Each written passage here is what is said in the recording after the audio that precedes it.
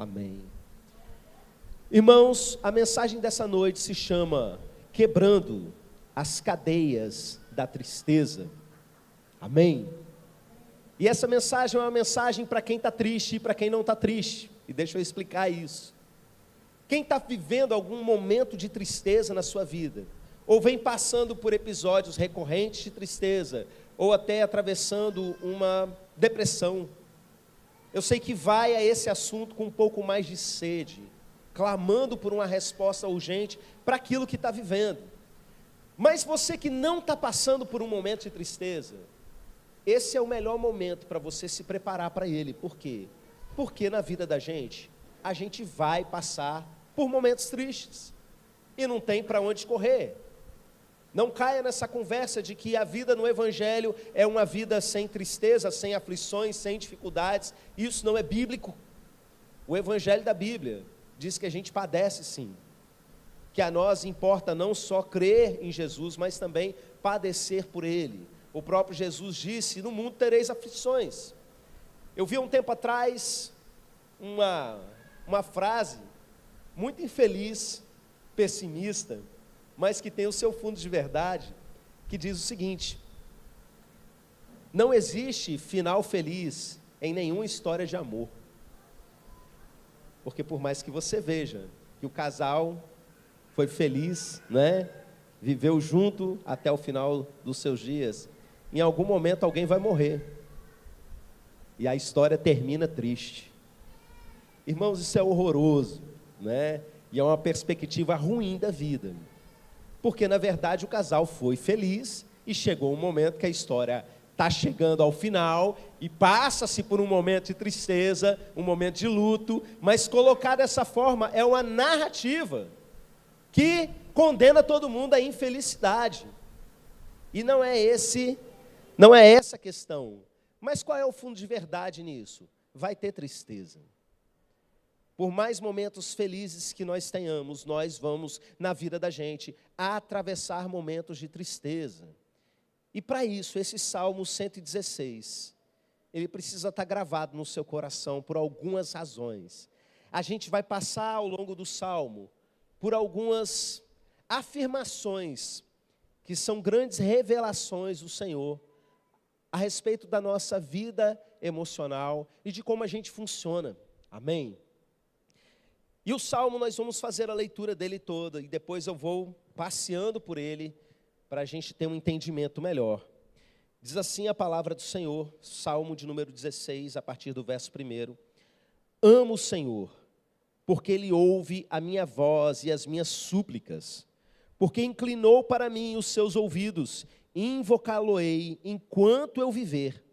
Laços de morte me cercaram, e angústias do inferno se apoderaram de mim. Caí em tribulação e tristeza.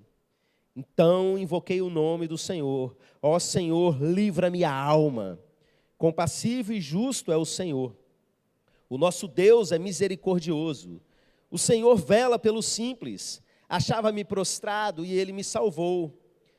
Volta, minha alma, ao teu sossego, pois o Senhor tem sido generoso para contigo. Pois livraste da morte a minha alma, das lágrimas os meus olhos, da queda os meus pés. Andarei na presença do Senhor, na terra dos viventes. Eu cria, ainda que disse, estive sobremodo aflito. Eu disse na minha perturbação, todo homem é mentiroso. Que darei ao Senhor por todos os seus benefícios para comigo? Tomarei o cálice da salvação e invocarei o nome do Senhor. Cumprirei os meus votos ao Senhor na presença de todo o seu povo. Preciosa é aos olhos do Senhor a morte dos seus santos. Senhor, deveras sou teu servo, filho da tua serva, quebraste as minhas cadeias. Oferecer-te-ei sacrifícios de ações de graças e invocarei o nome do Senhor. Cumprirei os meus votos ao Senhor na presença de todo o seu povo, nos átrios da casa do Senhor, no meio de ti, ó Jerusalém. Aleluia. Amém. Amém. Irmãos, como eu disse para vocês, nós vamos falar sobre quebrando as cadeias da tristeza. E esse salmo é um salmo para depois da tempestade. É um salmo que trata do momento em que o problema já foi vencido. Estudando a respeito desse salmo, eu descobri que ele é usado às vezes no pós-parto. A mulher está lá com o neném no colo, feliz, viveu aquele momento de quase morrer, porque todo parto, até os dias de hoje, com toda a tecnologia, é um grande risco de vida, ainda mais naquele tempo. E de repente ela passou daquele momento. E tem toda a questão de algumas vezes existir a depressão pós-parto, não é? Tudo isso se encaixa muito nessa situação. Diferente de outros salmos, se você ler, por exemplo, o Salmo 109, vem aí alguns salmos antes desse, em que o salmista ora no meio do problema, no meio da perseguição, enquanto ele está ali correndo o risco de vida, com inimigos tentando matar. Esse salmo não, esse salmo é, ufa, passou o perrengue. Você já viveu situação desse tipo de você poder olhar para trás e dizer, graças a Deus passou? Ele começa o salmo dizendo, virei a página, amo o Senhor, porque Ele ouve a minha voz e as minhas súplicas. Quando acabou de acontecer, você orou e de repente você entende, olha, Deus realmente ainda me ouve. Deus está aqui escutando a minha oração. Eu amo ao Senhor por isso. O salmo começa já com uma declaração de louvor ao Senhor, por reconhecer que Deus está ouvindo as suas orações. Eu queria que você parasse agora e pensasse em uma resposta recente de oração que você teve. De algum problema, alguma crise que você enfrentou. E de repente, a resposta veio. Irmãos, volta e meia a gente tem momentos de oração aqui na igreja em que as pessoas trazem diante do Senhor suas crises. E eu, depois dos próximos dias, eu começo a ouvir dos irmãos respostas e coisas que aconteceram a partir daquela oração, não é? Hoje, só para ilustrar, eu vivi uma experiência muito boa de ouvir o Senhor respondendo para mim. Eu tinha ido resolver uma situação da igreja e era uma questão que precisava ser gerado um cartão relacionado a um certificado digital da igreja que tinha vencido, e a contabilidade precisava disso, a nossa tesouraria também. Eu tive lá para resolver e tal. Eles geraram um cartãozinho, custou um determinado valor, que achei até muito caro, e vindo para casa, eles tinham colocado dentro do envelope branco, não tinham fechado. Eu peguei aquele envelope, dobrei, juntei com os meus papéis, vim para o carro. Quando cheguei em casa, que fui juntar os papéis no carro, cadê o bendito do cartão? Sumiu. E eu olhei o carro todinho e revirei debaixo do banco, nas gretas, em tudo quanto é lugar, em nada.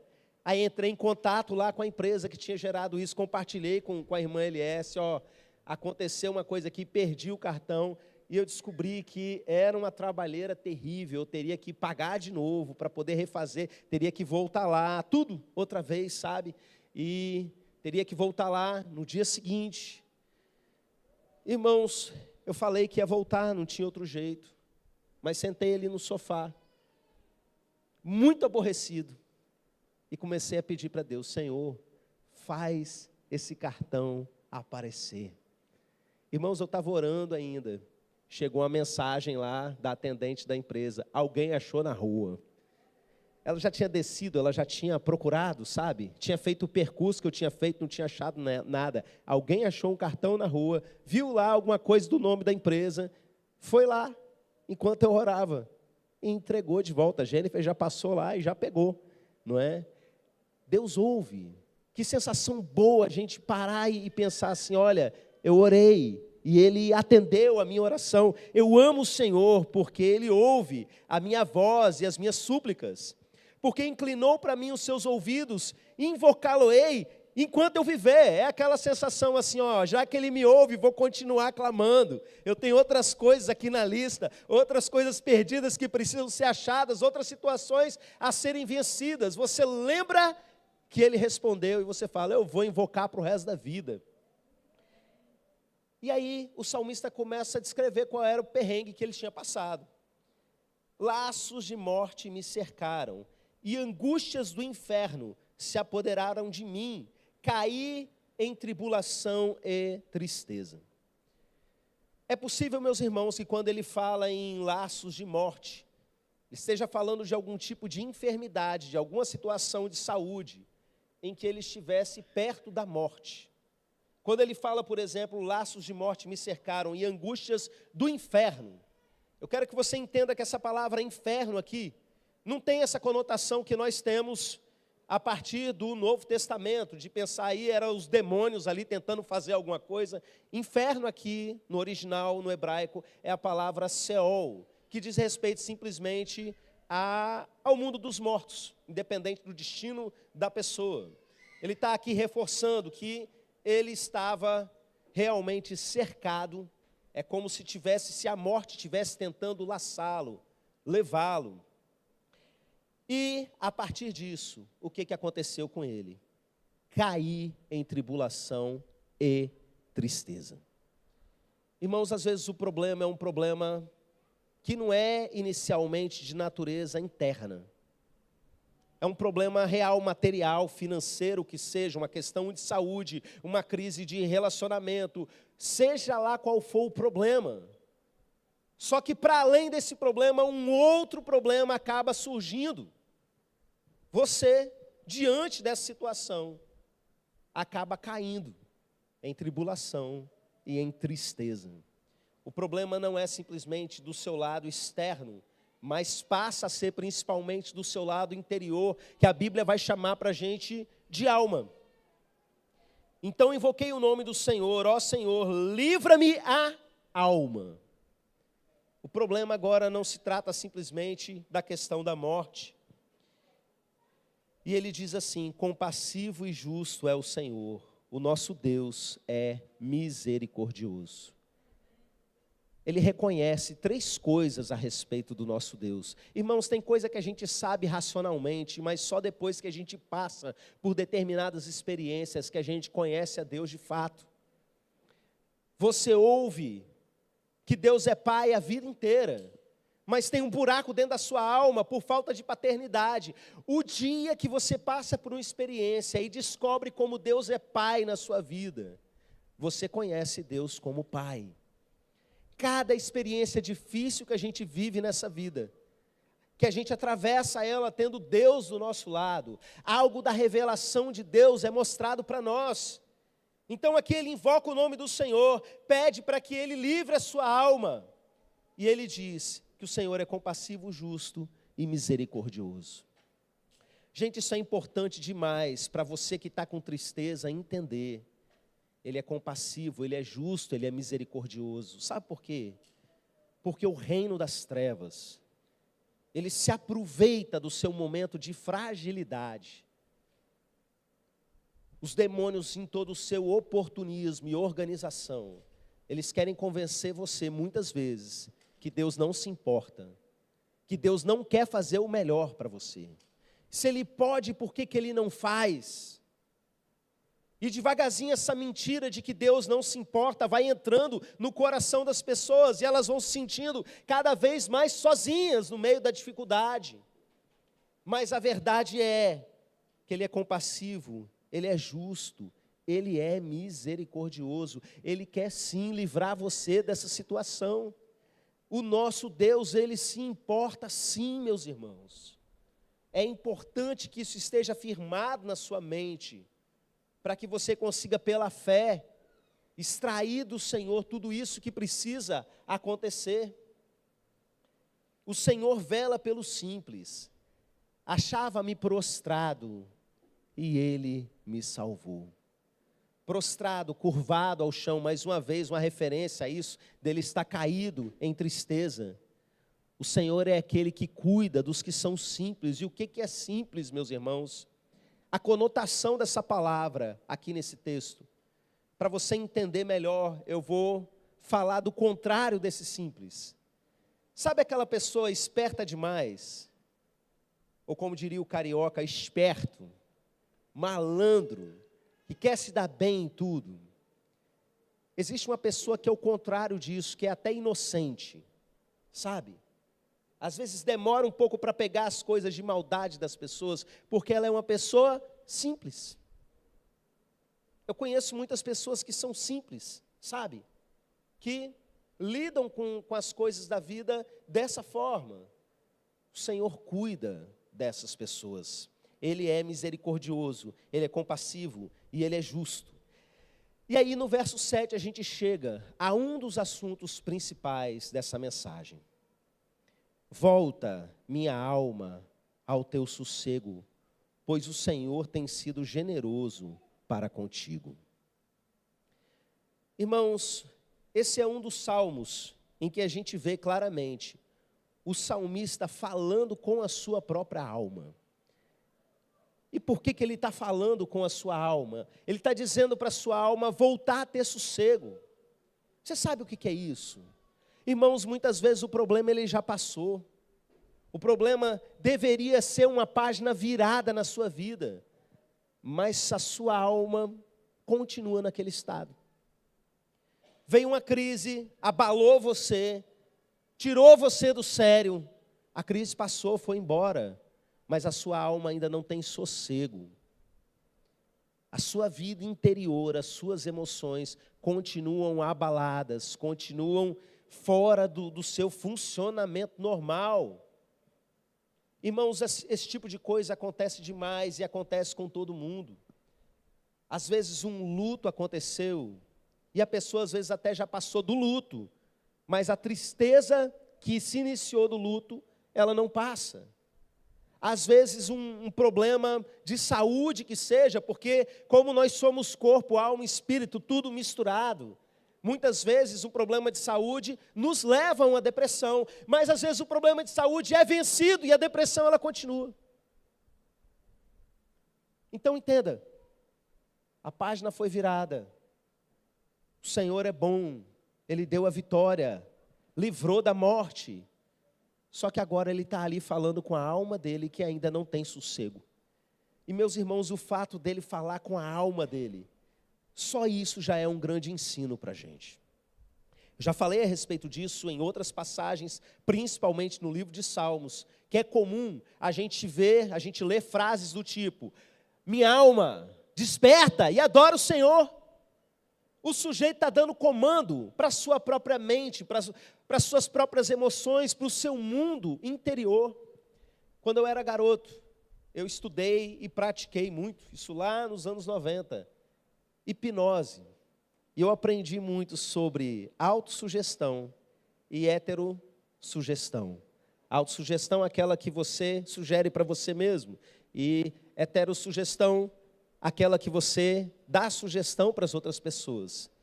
E eu conheci muita coisa sobre esse poder de você falar com você mesmo, sabe? Entrar em determinados estados mentais e dar comandos específicos para a sua própria alma. E o mundo conhece isso. E existem terapias e terapias construídas em cima desse princípio de funcionamento da mente humana. Mas eu quero dizer para você que o que eu vejo na Bíblia é algo muito maior do que isso. Não é simplesmente uma sugestão, meus irmãos. Presta atenção nessa palavra. É governo. Você é chamado para governar sobre a sua alma. Você não deve ser guiado pela sua alma, você deve ser guiado pelo Espírito. A Bíblia ensina muita coisa para a gente sobre governo espiritual. Jesus espera de nós que por meio da fé a gente governe muita coisa que acontece nesse mundo. Irmãos, a gente governa até os nossos governantes. Estamos fazendo isso mal porque oramos pouco, mas a Bíblia fala para orar por aqueles que nos governam. Existem coisas que nós alteramos na maneira deles governarem por meio da nossa oração, meus irmãos. Eu sempre me lembro daquela passagem de Jesus no barco com os discípulos, que Jesus é acordado por eles, acalma a tempestade, repreendendo o vento, repreendendo a tempestade, e de repente ele vira e briga com os discípulos, porque ele esperava que eles fizessem isso. Vocês não têm fé não? Homens de pouca fé? Ele esperava que eles governassem por meio da fé as forças da natureza. Então entenda, você pode governar, pelo menos, sobre você. Se você pensa, eu não tenho essa fé toda para mandar parar de chover, não é? Tenha fé para governar as suas emoções. Não é uma mera autossugestão. Se fosse, já teria muito valor. Mas é algo que parte da fé. Você pode mandar a sua alma calar a boca. A gente lê isso no livro de Salmos. Já preguei uma mensagem uns anos atrás a respeito disso. Sobre cala a boca a alma. Fiz calar a minha alma, o salmista diz. Você pode governar a sua alma, como a gente vê no livro dos Salmos. Num momento de culto que você está desanimado, você vira alma, acorda, eu quero adorar o Senhor. É a vontade, é aquilo que você determina sobre a sua vida, meus irmãos. O meio evangélico, há uma geração atrás, inventou um negócio de determinar coisa para Deus fazer. Isso não existe na Bíblia. Mas a gente determina para demônio, a gente determina para um monte de coisa e principalmente, a gente determina para a gente mesmo. Entenda isso, sabe por quê? A gente vai ver isso mais detalhado um pouquinho mais para frente nesse texto, mas deixa já eu te adiantar. Tristeza é uma coisa que vicia a gente. E quem já passou sabe. Como muitas vezes a gente se encontra num estado em que a gente sabe que a gente deve sair, mas muitas vezes a gente se acomoda numa situação de não querer sair daquele momento. Guarda isso para você, que daqui a pouquinho a gente vai voltar nesse assunto, num outro versículo de forma um pouco mais profunda. Pois livraste da morte a minha alma, das lágrimas dos meus olhos, da queda dos meus pés. Adorarei na presença do Senhor, na terra dos viventes. Aqui ele continua trazendo argumentos que servem para a alma da gente. Olha, o Senhor já me livrou disso. O que resta para mim agora é o adorar. Eu creio que eu fui curado. Eu creio que Deus resolveu esse problema na minha vida. Eu creio que Ele já fez. Então, olha só. Ele livrou da morte a minha alma, das lágrimas os meus olhos, da queda os meus pés. Andarei na tua presença, na terra dos viventes. Ele não só está aqui reafirmando o compromisso dele de continuar na presença de Deus, mas eu acho engraçada essa expressão, na terra dos viventes. Isso é mais um motivo para você fortalecer no seu coração essa palavra. Você está vivo, meu irmão. Satanás não conseguiu levar você da terra dos viventes, não conseguiu interromper a sua vida. Você pode sim adorar o Senhor, porque você continuou, você teve vitória, por mais que o inimigo tente dizer para você que não deu certo, que as coisas continuam ruins, ei, você continua na terra dos viventes, ele não conseguiu tocar na sua vida, independente do tamanho do problema que você esteja passando, igual com Jó, que Deus falou, faz aí, mas você não vai tocar na vida dele, ele não tocou na sua vida. Eu cria, ainda que estivesse sobremodo aflito. Eu não sei o que você está passando, eu não sei o que você vai passar. Mas esse princípio de continuar crendo, independente do que estiver passando, é algo que você precisa guardar na sua vida. Não caia nessa de dizer que Deus não se importa. Não caia nessa dizendo que Ele não vai fazer, continue crendo. Aplique isso nesse momento, em situações que você já viveu, por exemplo. Eu vivi situações, meus irmãos, ao longo da minha vida, em vários momentos, que eu simplesmente não via solução. Mas você sabe o que eu fazia? Eu não podia fazer nada. Eu cria. Uma convicção, vai passar, vai dar certo. Deus vai fazer. Ele vai me tirar dessa situação. Eu cria. Ainda que dissesse, estive sobremodo aflito. Agora eu quero que você preste muita atenção nesse verso de número 11. Eu disse na minha perturbação, todo homem é mentiroso.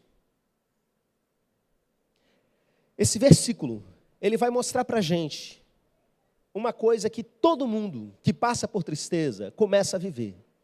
Ele diz assim, eu disse na minha perturbação. Irmãos, uma pessoa triste, a mente dela ela não funciona da mesma forma que uma pessoa em seu estado natural. É como se as nossas lentes estivessem sujas. E tudo que a gente vê ao nosso redor, meio que é traduzido para uma interpretação ruim, para que você permanece sugado pela tristeza. Então a pessoa que se encontra triste, muitas vezes, a realidade é essa aqui: ninguém presta. É verdade que ninguém presta? Irmãos, nesse sentido aqui, não. Tem tanta gente boa nesse mundo, tanta gente que se importa com você, sabe? Mas às vezes a pessoa está lá no momento de tristeza, e ela começa a pensar uma porção de coisa maluca, e olha para a sua própria vida e acha que não tem jeito, e olha para o seu casamento e fala: não tem mais jeito, eu não acredito que isso aqui vai se resolver. E olha para os próprios filhos, e olha para um filho perdido, longe da presença do Senhor, e pensa: não tem jeito isso, eu não vejo mais solução. É a tristeza simplesmente ali. Olha para uma enfermidade e pensa: não tem como sair dessa. O problema de vocês se dominando por esse olhar da tristeza, por essa visão perturbada do mundo, é que daqui a pouco você começa a proferir isso. E além de quando você começar a proferir isso, essa narrativa, começar a adestrar o seu cérebro para que aquilo seja uma verdade na sua vida, o proferir, você vai acabar falando coisas para pessoas que estão ao seu redor, que vão feri-las profundamente. E não só isso, meus irmãos. Essas coisas vão começar a se cumprir na sua vida. Eu não estou falando isso de uma maneira supersticiosa, mas a partir do momento que você toma isso como narrativa na sua vida, a sua vida começa a ser condicionada nessa direção. Esse salmo ele vai mostrar para a gente que é possível você tomar consciência desse processo. Quando o salmista diz: eu na minha perturbação eu dizia essa bobagem, eu dizia isso, ele está mostrando para a gente: olha, toma consciência. Quando você estiver assim, você precisa fazer uma diferenciação. Isso não é uma verdade, eu não estou no meu normal, isso é uma perturbação da minha cabeça. Existem pessoas com todo tipo de transtorno, existem pessoas que estão numa depressão, existem pessoas que têm um transtorno de bipolaridade e está naquele momento de estar lá embaixo na fossa. É hora de parar e pensar assim: isso não sou eu, é o meu transtorno falando no meu lugar. Não é verdade que ninguém presta. Não é verdade que igreja nenhuma presta, que pastor nenhum presta. Isso é mentira, isso é a minha doença falando dentro de mim, isso é a minha tristeza tentando me governar. Esse versículo precisa servir para você como uma virada de chave, para que você tenha consciência nos seus momentos mais difíceis, de não sucumbir ao que a tristeza está falando dentro de você. Isso é só a tristeza falando dentro de mim. É a minha mente perturbada liberando essas palavras, mas isso não é verdade. Minha alma, não precisa bater na cabeça não, tá? Só para dar teatralidade. Alma minha, acorda, volta ao seu sossego, passou.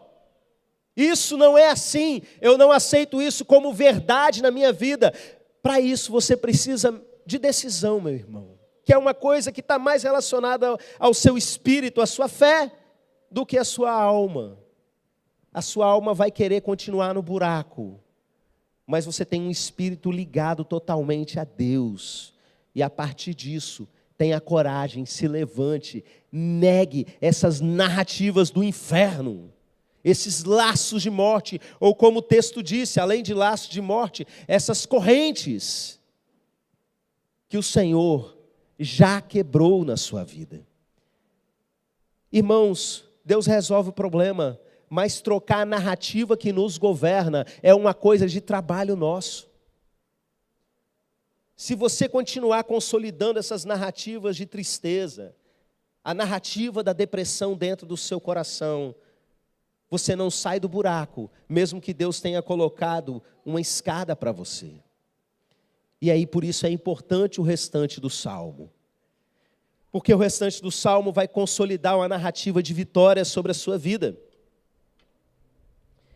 Que darei ao Senhor por todos os seus benefícios para comigo. Passa a reconhecer os benefícios que o Senhor fez com você. A lente da narrativa só vai mostrar os problemas, mas o esforço por reconhecer a graça de Deus vai levar você à gratidão. E gratidão, como eu já disse muitas vezes aqui nessa igreja, não é simplesmente Deus ensinando seus filhos a serem bem educados. Não é simplesmente porque Deus não gosta de gente ingrata, não é isso. A prática da gratidão é cura para a alma da gente, porque faz com que a gente pare de prestar atenção nas coisas que a gente chama de desgraça, para ver a graça. E vendo a graça, você se torna grato. Está tudo dentro da mesma raiz da palavra. A gratidão traz cura. Que darei ao Senhor por todos os benefícios para comigo. E aí ele começa uma sequência de coisas. Tomarei o cálice da salvação e invocarei o nome do Senhor.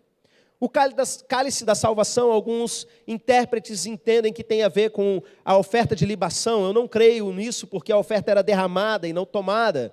Eu creio que aqui é uma referência ao cálice da salvação na cultura judaica, que era tomado na Páscoa, e que era uma prefiguração da ceia do Senhor, algo que relembra para a gente a vitória de Jesus na cruz. Eu invocarei o nome do Senhor. Eu cumprirei os meus votos ao Senhor na presença de todo o seu povo. Deixa eu explicar um pouquinho para vocês a importância disso. Eu não estou falando aqui nesse texto, na verdade o texto não está falando aqui que cumprir os votos é para você ficar fazendo promessa para Deus. Se o Senhor me curar, vou fazer isso, isso e isso, não é? A gente vê muita gente nesse tipo de religiosidade, país afora. Mas para você entender um pouquinho da cultura hebraica, existiam ofertas específicas que deveriam ser entregues no santuário, no templo em Jerusalém, relacionada à cura, à gratidão ao Senhor. Isso era uma coisa que era feito diante das pessoas. Ele fala, na presença de todo o seu povo, ou seja, ele iria até o templo e ele iria ali apresentar os seus sacrifícios de gratidão ao Senhor, como estava prescrito na lei. E a lei fazendo isso, além de todo aquele simbolismo a respeito de Cristo, que muitos dos irmãos conhecem, cumpre um papel fundamental. Eu estou aqui testemunhando porque Deus me deu a vitória, o Senhor me deu a cura, o Senhor me deu o livramento, o Senhor virou essa página na minha vida. É uma forma de você consolidar ainda isso dentro de você e diante de todas as pessoas como testemunho. Sabe? Uma maneira das pessoas olharem e verem, aquele cara ali está prestando essa gratidão, isso aí é oferta de cura. Ele foi curado e está fazendo isso diante de Deus. Glória a Deus, Deus cura pessoas. Sabe? É uma maneira de você dar glória àquele que fez. Hoje você não tem essa prática na era da igreja de sacrifício, porque Jesus fez o sacrifício definitivo sobre nós. Mas o princípio de um sacrifício de louvor público você tem. Eu vou para o culto para agradecer ao Senhor por tudo isso que Ele fez por mim. Eu vou testemunhar a cura que eu recebi. Eu vou contar para as pessoas as coisas que Deus fez na minha vida, diante de todo o povo. Irmãos, isso é sempre uma coisa que vai em duas direções. Eu sempre digo para a igreja que quando você dá um testemunho do que Deus fez na sua vida, você dá crédito para quem fez, você glorifica o nome dele, você faz com que as pessoas saibam, fortalece a fé delas e faz com que elas glorifiquem ao Senhor. Mas presta atenção, isso também consolida no seu coração esse sentimento de gratidão, essa narrativa contrária à narrativa da tristeza, sabe? Que na verdade você ainda não está bem, aqui você já está mostrando as coisas boas que Deus fez na sua vida. E o texto segue dizendo: preciosa é aos olhos do Senhor a morte dos seus santos. Esse é um texto de interpretações às vezes um pouco complicadas. Por quê? Algumas pessoas leem esse texto e usam ele em funeral.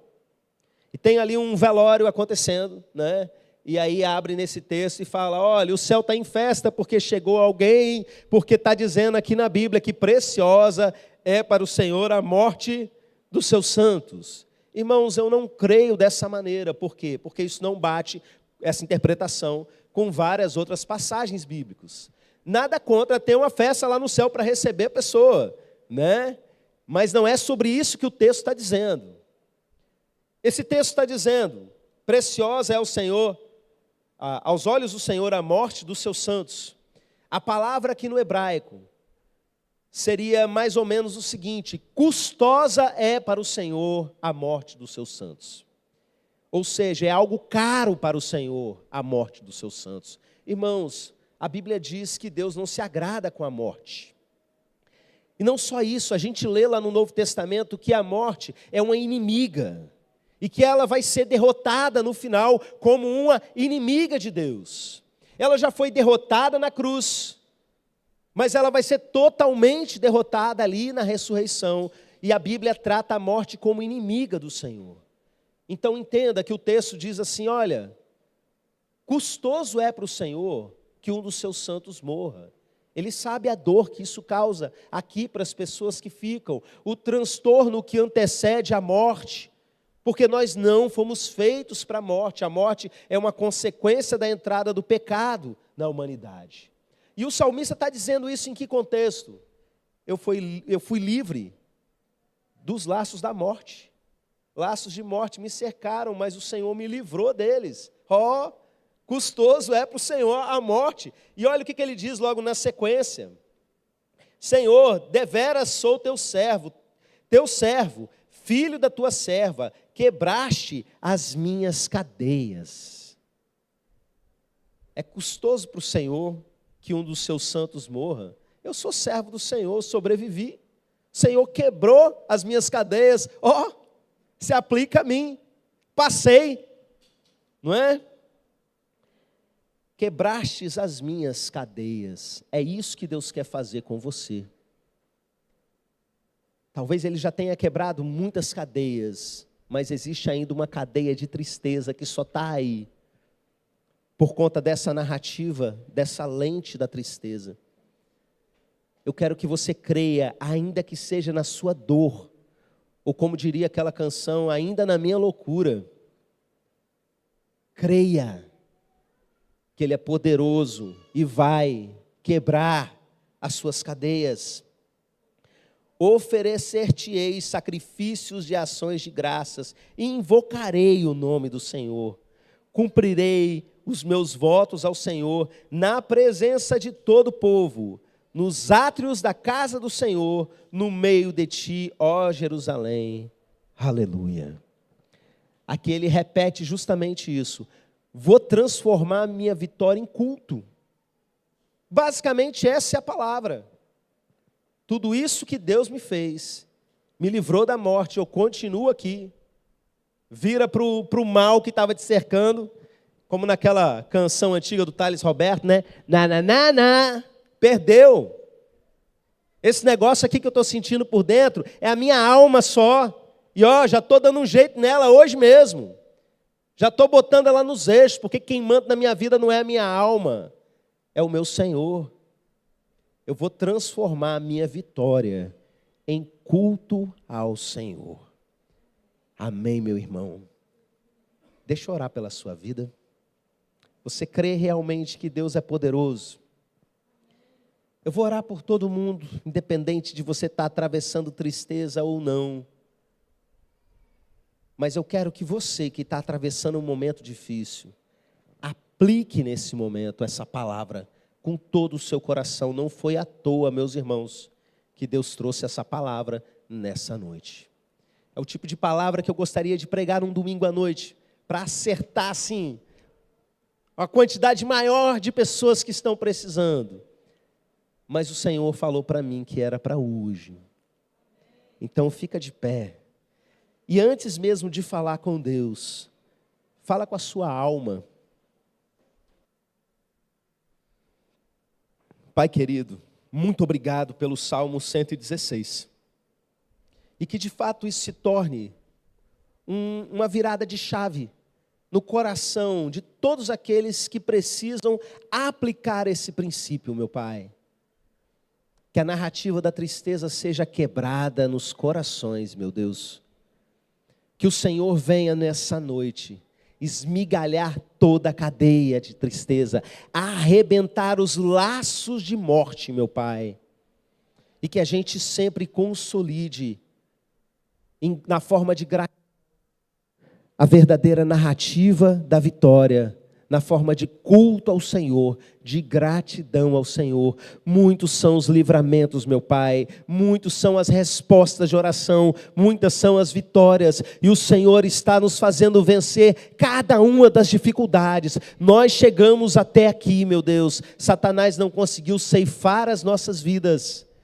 Nós estamos firmes na Tua presença, firme, ó Deus, está o meu coração no Senhor, meu Deus. Que cada pessoa saia desse momento, dessa mensagem, independente do momento em que ela vai ouvir essa pregação, aqueles que vão ouvir depois, que todas as pessoas saiam fortalecidas, com instrumentos espirituais, para vencer qualquer dificuldade que tenha diante de si, e que a graça e a paz do nosso Senhor e Salvador Jesus Cristo, o amor de Deus Pai, e a comunhão com o Espírito Santo de Deus, e a consolação do Espírito Santo de Deus, seja com cada um de vocês, meus irmãos, e com todo o povo de Deus espalhado pela terra. Amém, amém. Deus abençoe vocês, vão na paz. Amanhã temos culto das crianças e sábado temos o nosso teatro.